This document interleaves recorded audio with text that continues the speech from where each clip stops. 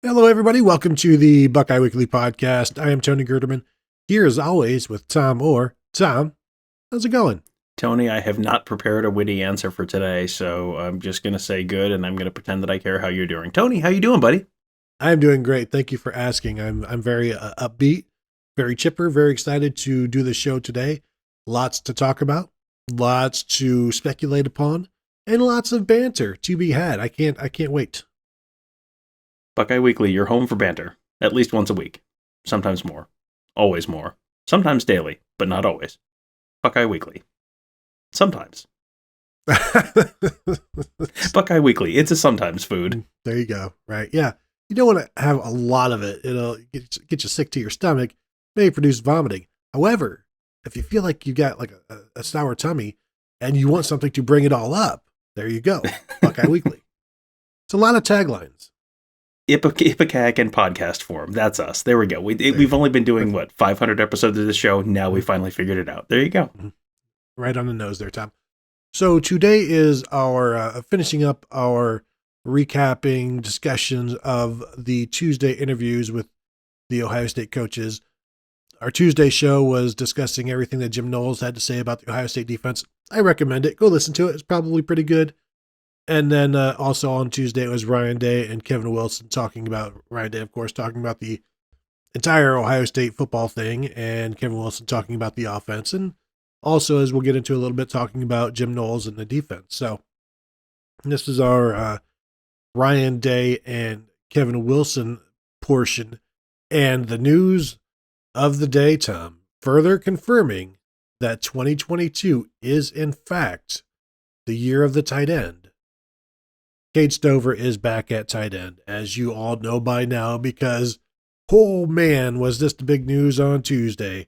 A linebacker is now a tight end, and you've been covering Ohio State for a very long time. A few bigger stories, more attacked by the media than this one. Give us, Ryan, talk about why Cade Stover and the importance of this. And it's a lot of to-do being made of Cade Stover at tight end. And I don't know if it's because he's going to 45 catches this year. It's just, this to me is a little overblown, but it is a significant move because it's moving a guy from a position of depth to a position that needed depth. And so now they may have solved their starting tight end situation. And for Ryan Day and Kevin Wilson and everybody else in the Ohio State offense, that actually is a major thing. Well, it is a major thing from the perspective that both Ryan Day and Kevin Wilson have now talked about the fact that they feel like they have to have a tight end on the field to be able to run the ball the way they want to run the ball. So, you would sort of just looking at it in the abstract, you would look at it and say, you have a million incredible wide receivers, just play four of them and don't play a tight end. Well, they don't feel like that's really an option for them, so they have to have a tight end. So from that perspective, identifying that starting tight end, yes, that is an important thing.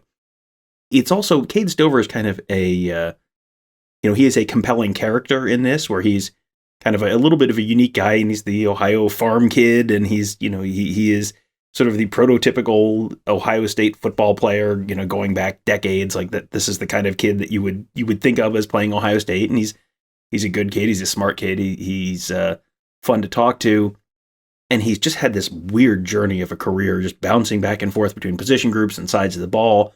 And you felt like 2 weeks ago, okay, he has found his home on defense. He was pretty good at linebacker. He maybe has a role in the, potentially as that weak side defensive end with the Jim Knowles system. Like they have found the spot. Everyone has said, everyone said at the end of the Rose Bowl, we have to give him a spot. We can't keep bouncing him around like this. We have to give him a spot. It was like, okay, he has found his spot. Finally, Cade Stover is home. What's that? Cade Stover's on the move again? Back to the other side of the ball? Okay, fantastic. Just what we all hoped. It's been, there's a lot about this that makes it an interesting story from his perspective. But I think if you're looking for a positive sign here, there are guys who will move back and forth, and it's just kind of like, I don't know that they were, anyone was like devastated to see him leave their room. Cade Stover feels like he's, at the center of maybe a little bit of a tug of war where it's like the defense would like him, but the offense would also like him. And, this was presented as Cade Stover's decision, and he was not ordered. He was not, voluntold that he was going to go change sides of the ball. This is his decision, and, there is probably an easier path to the field there. Is he more of a natural tight end or defensive player? I kind of get the sense that he likes hitting people, so blocking in the Ohio State offense, maybe that fulfills the love for hitting people kind of piece of his build-up, because I think he was a very natural linebacker. He would have been a very natural defensive lineman, but if he gets to mash people as a tight end, I guess that's fulfillment enough, I suppose. Kevin Wilson said he was pushing 260 pounds at this point, and that's obviously a big linebacker. A linebacker that big hasn't been at Ohio State since probably Andy Katzenmoyer as a sophomore or junior. So there are always concerns that he was going to be too big for a linebacker. That's why they moved him to defensive end at the end of his freshman year, and then obviously had to move all to tight end and then back to linebacker late last year. This was something that Cade obviously wants to do, as Ryan Day and has talked about many times. You can't force somebody to make a move because you're not going to get the best out of them. And what Day said is that Cade Stover himself sees that he has a higher ceiling, or I think he actually said a huge ceiling at tight end. And the fact that they were okay moving him from linebacker, does that go back to the thing that we talked about on Tuesday with Legend Cavazos moving from corner, and that you feel good about your corners because you're letting a guy go to a different spot? I think from the sounds of it, they feel pretty good about the linebacker situation, which makes it easier for that tight end. But it is much more important to have a number one tight end than a top 6 linebacker. Now, he may be number 1 or he may be number 6 in there, but the fight at tight end seems like they have all of these guys that can do things and they have their roles, and Cade Stover is the guy who can kind of be the alpha, that number 1 blocking tight end. And that's not Mitch Rossi. He's the fullback kind of G. Scott and Joe Royer both. G. Scott's up to around 235 pounds. Joe Royer is a little bit heavier than that, but Kevin Wilson said he would like to have both of them put on another 5 pounds or so. So they're getting to where they need, but what they really need is a guy that they can put in there on first, second down, 3rd and 2, and he'll get the job done. And he's the biggest guy they got. So this is something we've talked about in the past, and I would expect at this point, even though Kevin Wilson wasn't definitive in that Cade Stover is going to stay at tight end, at this point, never say never with Cade Stover, but I think he's settled in, and I think it just tells you their level of need at tight end to me. Yeah, and, I think if you go back a week or so, you'll probably hear me saying, I think this is where he's going to stay. I think he's finally found his home. Like, this is his natural spot on defense. So, yes, exactly. He is the most never say never player on this team, I think, this year. But, if he can be like that, maybe a Luke Farrell type tight end, not the Jeremy Ruckert tight end. I feel like the Jeremy Ruckert tight end is maybe more like G. Scott, maybe, or maybe that's Joe Royer's role this year. But if he can be more the Luke Farrell type tight end or the Jake Hausman type tight end, where you're not necessarily catching a ton of passes, you can. I mean, we have seen him catch the ball. He had a one-handed catch. He might have been out of bounds, but he had a one-handed catch during the spring game last year. So he can catch the football. So it's not that he's purely able. He's not an offensive lineman getting thrown in there at tight end, but he's if he's maybe more on the blocking side of the spectrum than the pass catching side of the spectrum. That's a role that they really do need to have filled, because you don't need to have, as literally every Ohio State football season has proven over the last quarter century or so, you don't really need to rely on the tight end in the passing game. Like, that's a nice to have. That's not an absolute necessity. If you've got a blocker who can occasionally make you a play make you play in the passing game often enough to be keep the defense honest, that's plenty. Go run, Go out, and you can go out for a route and you can catch a pass sometimes. But, Jeremy Ruckert finished with 30 catches last year, something like that, after Ryan Day was talking about trying to get him the school record. 26. You don't need Yeah. Oh, yeah. I mean, if he has 15 catches this year, but he's a really good, consistent blocker, he will have a whole bunch of Buckeye stickers on his helmet at the end of the year. He will be a very popular guy if he just does that. So, he will be a factor in the passing game. But yeah, with his build, he's potentially the best suited to be the guy who fulfills the blocking need, and that is generally the biggest need in that Ohio State tight end room. So there you go, I guess. Until next show when he's back on defense, Cade Stover is in his forever home. Good for him. Oh, Tom, I'm just getting word. No, what Kevin Wilson and Ryan Day both said is that Stover wants to bring that defensive mentality to that position, which they both are looking forward to, but he will have to tone it down a little bit in terms of just remaining disciplined and all of that. Kevin Wilson said Joe Royer and G. Scott are both improving. It was interesting to me. He said I told them you don't need to do better. Just keep doing what you're doing. Stay consistent. And that's really the key for those guys. That's the key for the guys on the offensive line as well. And Ryan Day was asked about his concerns coming into spring. He said, obviously, installing a new defense is always going to be a concern, but that is going well. But finding that offensive line, that starting offensive line, and building this number 6, number 7, and number 8 guy, there were, that's obviously a concern. I think they've got their 5. They sure are talking like it.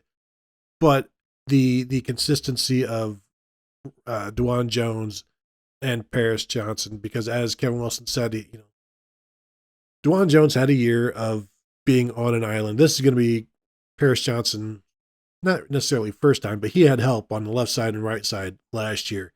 He's going to be all on his own as the left tackle this year. Wilson said that he went and looked at draft rankings or whatever, and there are 6 defensive ends slated to be drafted in the first round that played against Ohio State last year, to give you an idea of what these guys are going to face, let alone what they're going to be facing in practice. Just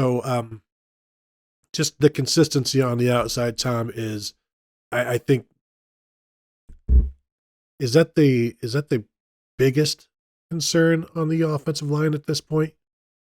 It feels like, and this is so strange to say after 6-7 practices of spring on a year when you're losing 3 starters off your offensive line, and a 4th ended up retiring from football, who was probably, that's really 4 of your top 7-ish probably that you were in, from the beginning of last season. It's bizarre to say this, but it feels like they feel pretty decent about that starting 5 overall. So then, yeah, your concern is either the performance of these guys at some of these new positions and being asked to do some new things, or it's, okay, who is 6, 7, and 8 on that offensive line? Because, I feel like Enoch Vermahi is probably number 6 in a lot of cases. If you're asking me to make a guess right now, if someone goes down, DeJuan Jackson kicks out to tackle, and Donovan Jackson. Man, we get Joneses and Jacksons and Donovans and DeJuans and Johnsons.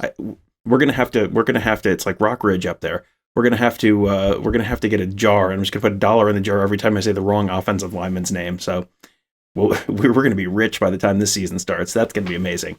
But I think Donovan Jackson probably kicks out to tackle if they need to have a sub at tackle, and Enoch Vermahi probably steps in at that guard spot, is probably my guess. But then past those 6, I think they would really love to come out of spring feeling good about number 7 and number 8, whoever those guys are.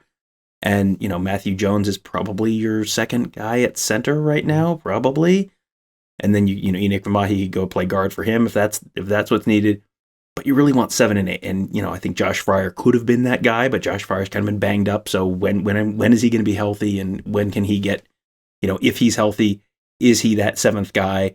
You've got a lot of those kind of questions that are going on. And, as far as questions go for partway through spring ball on the offensive line, these are not bad questions. These are not problems. These are concerns, things we're going to keep an eye on. These aren't problems. So they've got to get that stuff sorted out. But, overall, just you listen to the coaches talk about the offensive line, and you don't get the sense that there's a ton of concern there. There's not a lot of worry those are not problems that keep you up at night necessarily in the way that, oh boy, we only have 3 offensive linemen we like, and we don't see anyone in the portal, and that's a real problem this time of year. This is more like, it's a concern, keep an eye on it kind of thing. Yeah, depth is a concern, but it isn't a worry until it kind of becomes a problem. And those are 3 different things: concern, worry, and problem. If you stay healthy, then it's not a concern, or it's not a problem. It's still a concern. Very different wording. But as long as they can stay healthy, obviously that's the key, which is why the depth is a concern. And I think Kevin Wilson said that Donovan Jackson was probably like the number 8 guy last year. And I don't know if they have anybody at 8 as good as he was right now. And I think a lot of that is still Josh Fryer. And you get Josh Fryer back, you get Enoch Vamahi. That's a decent 7 that gives you a good feel. I'll be interested to see what they're saying about Zen Mahalski and other, Ben Crispin after the spring when they've gone through all of this. So right now, the starting unit, the starting offensive line, and it seems like this is going to be the case when they take the field against Notre Dame, as long as everybody stays healthy, as we said. You got Paris Johnson at left tackle, Donovan Jackson at left guard, Luke Whippler at right guard, Matt Jones at center, rather. Luke Whippler at center, Matt Jones at right guard, DeJuan Jones at right tackle. And what I found interesting is Kevin Wilson was asked, well, is there a reasoning for that? And he mentioned that I think earlier he had explained that one of the reasons they liked Paris. Who was he talking about? Just somebody was, maybe it was Thayer Munford being on the left side, left guard, and you have the left-handedness and it's easier to kick out. But basically having Donovan Jackson there at left guard, if they have an issue at tackle, if Paris Johnson goes down, and they can just slide Donovan Jackson over, and he's used to that left-handedness. And it confirmed what I theorized a couple of weeks ago, that the starting left tackle after Paris Johnson leaves is going to be Donovan Jackson. So, Tom, if you would like to bestow upon me some accolades or some attaboys, if you'd like to do that right now would be a good time. I don't remember you making this a bold prediction, so I'm not contractually obligated to recognize your rightness or wrongness, so sorry. Dang it. That's a valid... It is technically true, which, as we all know, is the very best kind of true, So that's the offensive line. Again, they like their 5. They feel like they're going to be able to run it. Justin Fry is... all reports have been good so far, and what he's doing. That leads kind of into the running game aspect of this, and Kevin Wilson they were asked about TreVeyon Henderson, and what I just have here is I just wrote that he's still very serious. That's what they're saying. Like last year, remember, he was very serious about his craft. He had goals as a freshman and didn't want to reveal too many of them, but takes things seriously. And now this is a guy who, again, didn't play as a senior in high school, now played as a freshman, going into his second spring now as a Buckeye, and is still taking everything very, very seriously, isn't resting on any laurels from last year, that he sets the standard in the building. And so this is a guy, they don't do a lot of, it's kind of difficult for maybe a running back to shine and stand out too much maybe in the spring, because they don't want to be too physical, but they did a lot of inside running on Tuesday. I don't know how much that he actually did of that, because they kind of know what they have there, but it's a very positive thing when you're talking about a freshman who rushed for 1,000 yards and they're saying he's still the guy. He is still very serious about his craft, and that's not even to get involved with the Mayan Williams doing the same thing. Nobody asked about Mayan Williams, but everything we're seeing from him in the social media videos, he looks completely checked in. And so I think this is a very positive thing. And Evan Pryor has been getting some boost as well. So all things seem okay there with that running game, Tom. And, the fact that there are only 3 healthy scholarship running backs this spring is like, boy, it's not a lot of depth. But when you have 2 other healthy scholarship running backs and they're both kind of pushing you, that's going to keep you on your game. That's going to keep you on task. And I mean, Pryor has seemingly bulked up the bulk that they felt that he needed last year to be able to do some of the pass pro stuff that they needed him to do. Mayan Williams showed up in good shape and has somehow gotten into better shape, it seems like. So he's someone who I think is, very, very hungry for a significant role on this year's team and is going to do whatever he needs to do it. So that's going to push Henderson. And I mean, what you said about spring ball not being a great time to judge running backs is 100% true. Ryan Day basically said the same thing. Like, it's not the best time to evaluate running backs in terms of carrying the football because you're not tackling to the ground much. It sounds like they're going to maybe do some, but not a lot. So you're not going to, this is the everyone goes into the spring game every year thing. Oh, I can't wait to see the running backs. It's like, no, you're not going to see the running backs. Like, the running backs are going to have 4 carries for 14 yards, and you're going to go, well, that was unfulfilling. And it's like, that was literally every spring game for the last 20 years. That's just what the running game in the spring game is. And that's kind of what the running game is during practice as well. But one thing Ryan Day said is you can evaluate running backs in terms of, running with good pad level, doing the pass pro stuff, all the other stuff besides just, running and carrying the football and making good cuts and that kind of stuff. All the little stuff that you hear people talking about running backs needing to do to be successful running backs, all that other stuff is kind of what you're evaluating in the spring. And I mean, from everything we're hearing right now, I think they feel pretty good about where all 3 running backs are right now. Yeah, and this will be an opportunity for TreVeyon Henderson to grow in the spring. I'm sure he has spent plenty of time looking back at last year and seeing all the plays that he missed, and is probably certainly more focused on that than the plays that he made. Although when you go back and look at the plays he made, maybe you can take something from that as well. And then I think it was Day that didn't want to give too much credence to the issues with having 4 tackles last year and the running game, but did say sometimes it's nice when you've got guys that just fit in their box and on the offensive line and you know what you're going to get from them.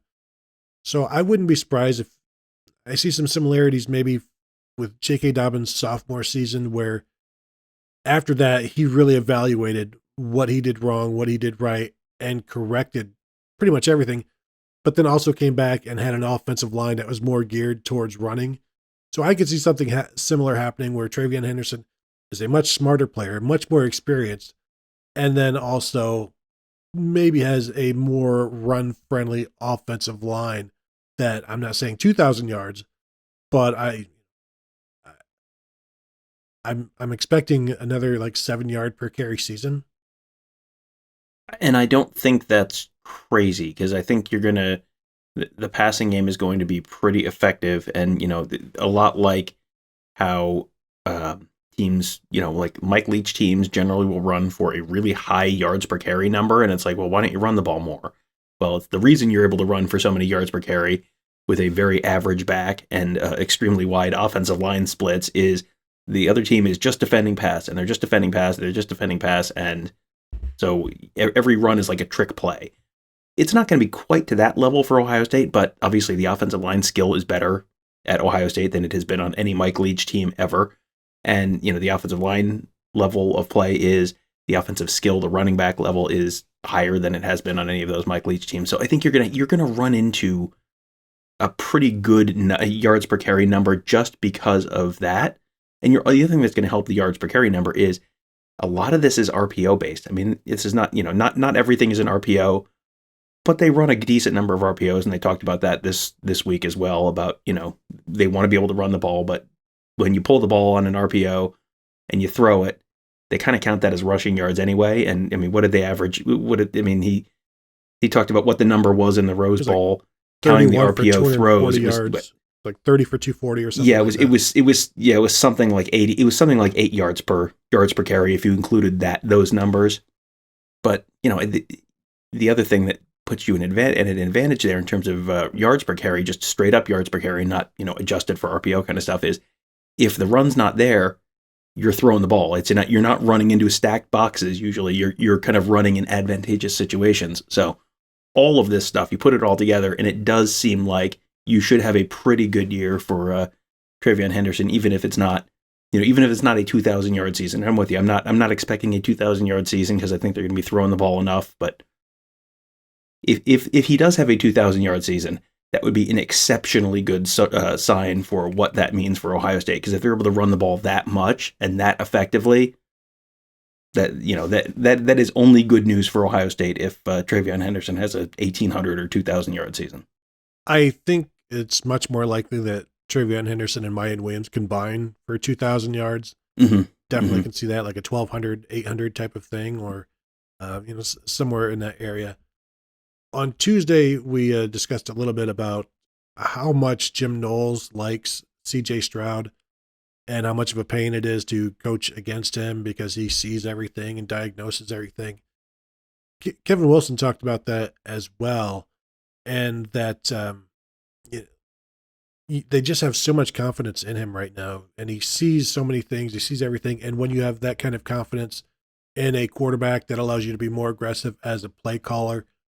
But Wilson also said that, keep in mind, CJ Stroud still hasn't played a lot, and in his ceiling right now, what's the quote here? I think he's got a much higher ceiling than you've seen. It's like, well, he's been pretty good from what I saw. And then somebody mentioned the final touchdown pass to Jackson Smith-Njigba last year in the Rose Bowl, dropped it in over his right shoulder, and Wilson mentioned, hey, he had 2 of those today. It's like, what? And so this is a guy that obviously the throwing is there, but the way he sees everything, I believe he called it, some guys, you can improve it and you can teach guys to see. But with other guys and implying like other guys like CJ Stroud, he said a lot of it's innately God-given. And it goes back to like some receivers have the spatial awareness.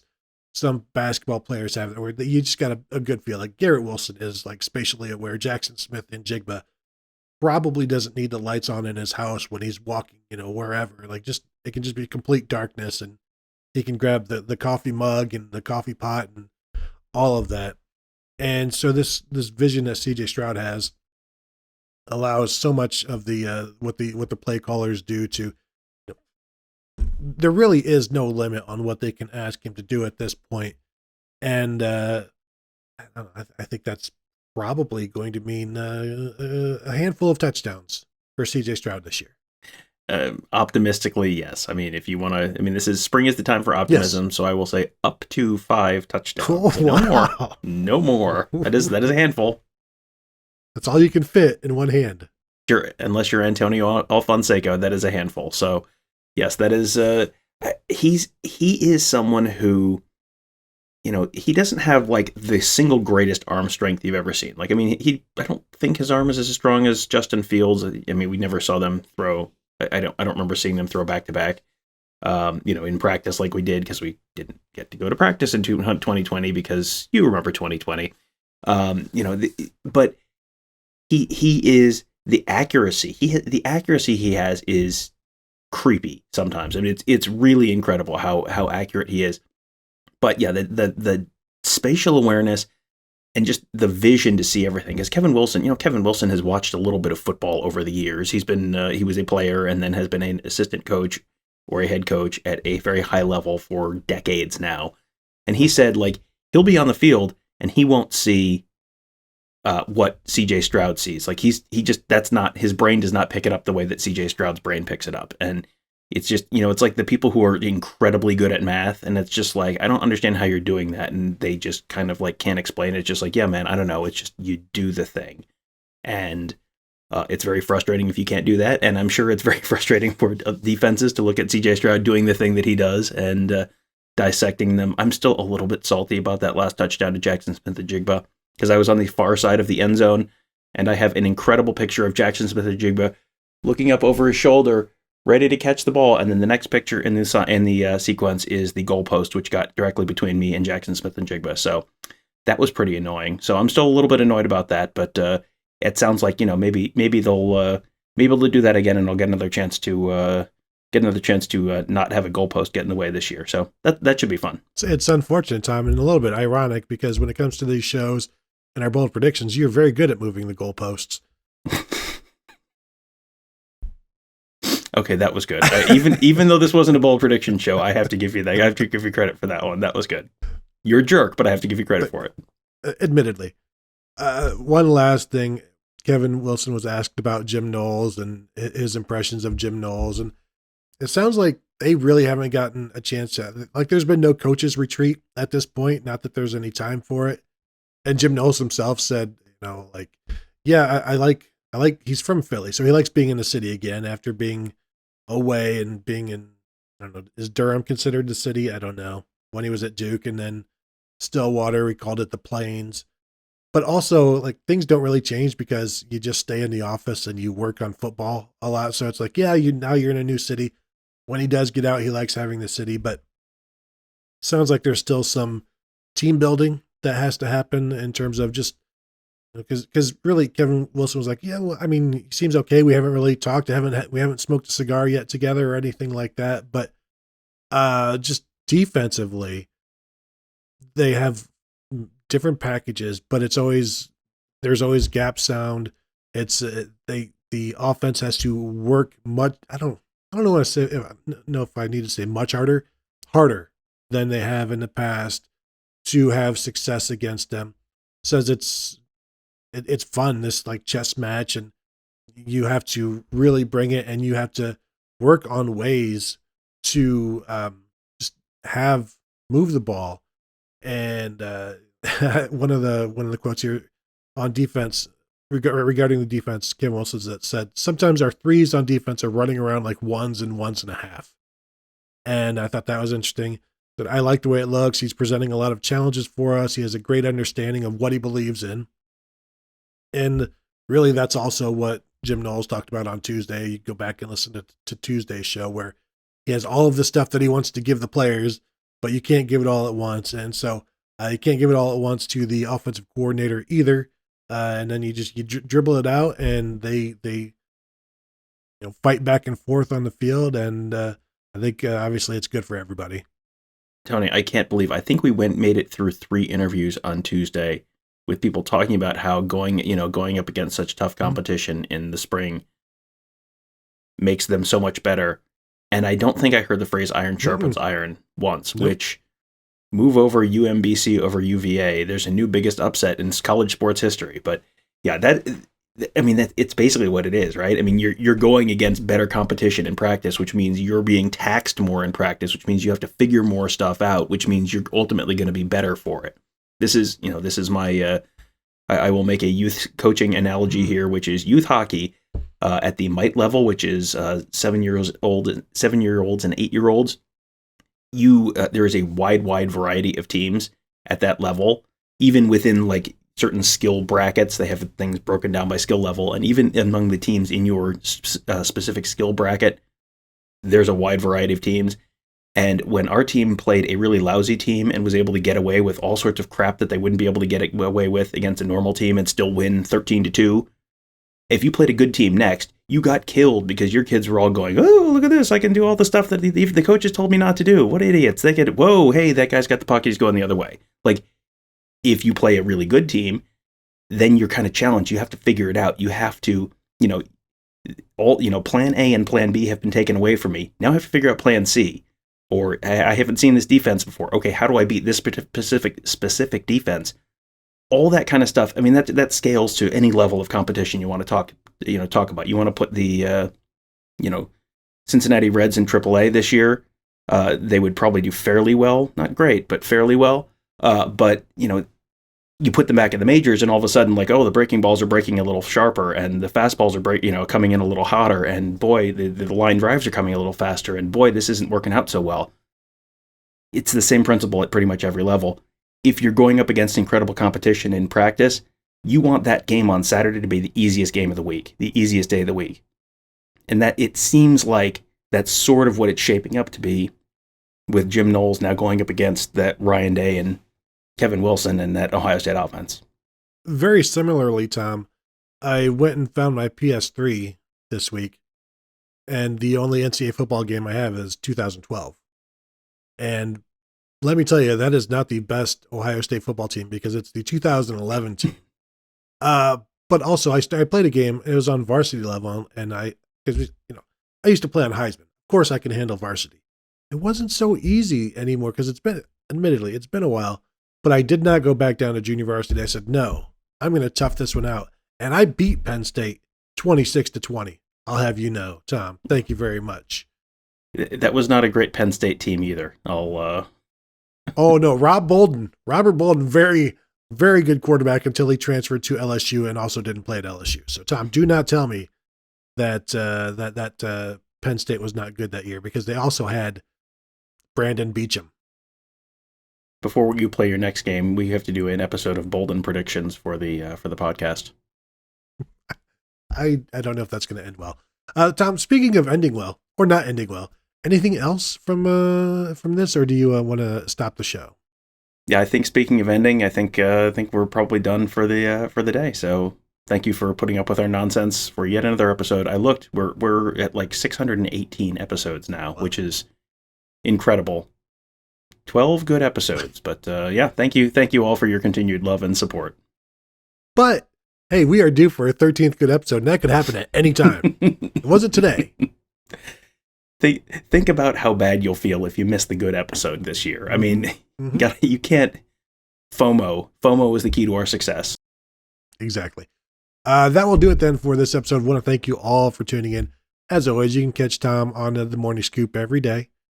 Check out Kevin Noon's Big Me Kickoff on his podcast. Alex Around the Oval. Mark Givler and Bill Bank Green with the Gives in the Bank podcast. All kinds of podcasts on the Buckeye Scoop network. So go ahead and check that out if you like. And that does it for this week. Unless something crazy happens. And then, of course, we will be back. But let's hope nothing crazy happens. And we'll talk to you guys next week.